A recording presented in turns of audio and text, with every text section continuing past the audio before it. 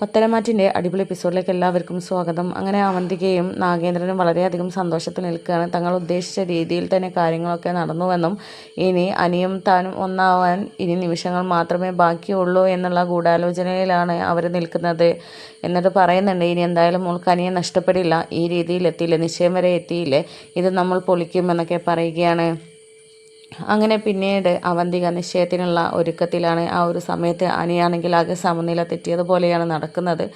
എന്നിട്ട് നന്ദുവിനെ ഇടയ്ക്ക് വിളിച്ച് ഫോൺ ചെയ്യുന്നുണ്ട്. എന്നിട്ട് നമുക്ക് എങ്ങോട്ടെങ്കിലും പോയാലോ, ഈ രീതിയിൽ ഇങ്ങനെ നിന്നാൽ എൻ്റെ ശവമായിരിക്കും നീ കാണേണ്ടി വരിക, അല്ലെങ്കിൽ നമുക്ക് എങ്ങോട്ടെങ്കിലും മാറി താമസിച്ചാലോ, നമുക്കൊരു രജിസ്ട്രേഷൻ വിവാഹം നടത്തിയാലോ എന്നൊക്കെ രീതി ചോദിക്കുന്നുണ്ട്. അപ്പോൾ ആ ഒരു സമയത്ത് നന്ദു ആണെങ്കിൽ ആകെ ധർമ്മസങ്കടത്തിൽ നിൽക്കുകയാണ്. അനി നീ എന്താ ഈ പറയുന്നത്, എല്ലാവരെയും എതിർത്ത് നമ്മൾ അങ്ങനെ ഒരു വിവാഹത്തിന് ഒരുങ്ങിയാൽ അത് നല്ല രീതിയിൽ കലാശിക്കും, പിന്നെ എൻ്റെ പൊസിഷനും എൻ്റെ കാര്യങ്ങളും നീ ആലോചിക്കണം, എല്ലാം ഇട്ടെറിഞ്ഞ് പോകാൻ പറ്റുന്ന ഒരവസ്ഥയിലല്ലല്ലോ ഞാനുള്ളത് എന്നുള്ള രീതിയിലൊക്കെ നന്ദു പറയുകയാണ്.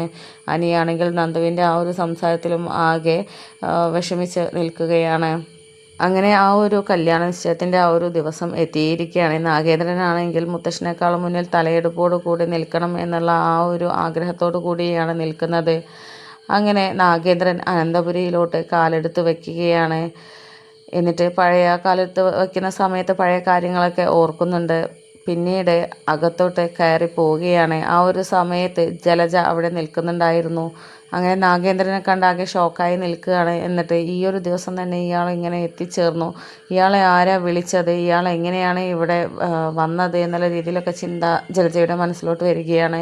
അപ്പോൾ നാഗേന്ദ്രൻ, ജലജ നീ എന്താ ഇങ്ങനെ നോക്കുന്നത്, നീ എന്താ എന്നെ ആദ്യമായിട്ട് കാണുകയാണോ, മുമ്പ് ശരിക്കും കണ്ടതാണല്ലോ, എന്താ ഓർക്കുന്നില്ലേ, ഞാനെന്തായാലും നീ പറഞ്ഞ കാര്യങ്ങളും നീ ചെയ്ത കാര്യങ്ങളൊന്നും മറക്കാൻ പോകുന്നില്ല, എവിടെ ബാക്കിയുള്ളവർ, ഇന്നെൻ്റെ മകളുടെ നിശ്ചയമാണല്ലോ എന്നുള്ളത് നാഗേന്ദ്രൻ അങ്ങോട്ട് പറയുന്ന സമയത്ത് ആകെ നെറ്റി ഷോക്കായി നിൽക്കുകയാണ്.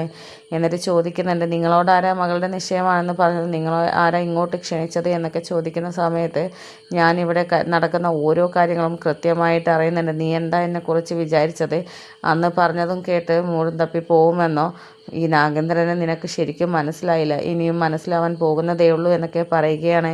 ഈ ഒരു സമയത്താണ് മുത്തശ്ശൻ താഴോട്ട് വരുന്നത്. അങ്ങനെ നാഗേന്ദ്രൻ സോഫയിൽ കാലിന്മേൽ കാല് കയറ്റി ഇരിക്കുകയായിരുന്നു. എന്നിട്ട് മുത്തശ്ശനെ കണ്ടപ്പോൾ കൈ ഉയർത്ത് ഹായ് എന്നുള്ള രീതിയിൽ പറയുന്നുണ്ട്. അപ്പോൾ മുത്തശ്ശനെ നാഗേന്ദ്രൻ്റെ ആ ഒരു ഭാവവും മാറ്റവും ഒക്കെ കണ്ടിട്ട് ആകെ ഞെട്ടിത്തരിച്ച് നിൽക്കുകയാണ്. പിന്നെ നാഗേന്ദ്രൻ ഈ നാട്ടിലെത്തിയിട്ടുണ്ട്, എന്തോ ഉദ്ദേശത്തോടു കൂടി എത്തിയിട്ടുണ്ട് എന്നുള്ളത് ആദർശ് ആ ഒരു രേഖാചിത്രം കാണിച്ചു കൊടുത്ത സമയത്ത് മുത്തശ്ശന് മനസ്സിലായിരുന്നു. അതുകൊണ്ട് തന്നെ ഏത് നിമിഷവും അനന്തപുരിയിലോട്ട് അയാൾ വരാൻ സാധ്യതയുണ്ട് എന്നുള്ളത് മുത്തശ്ശൻ മനസ്സിലാക്കിയത് കൊണ്ട് തന്നെ വലിയ നട്ടലില്ലാതെ കാര്യങ്ങൾ നേരിടുകയാണ്.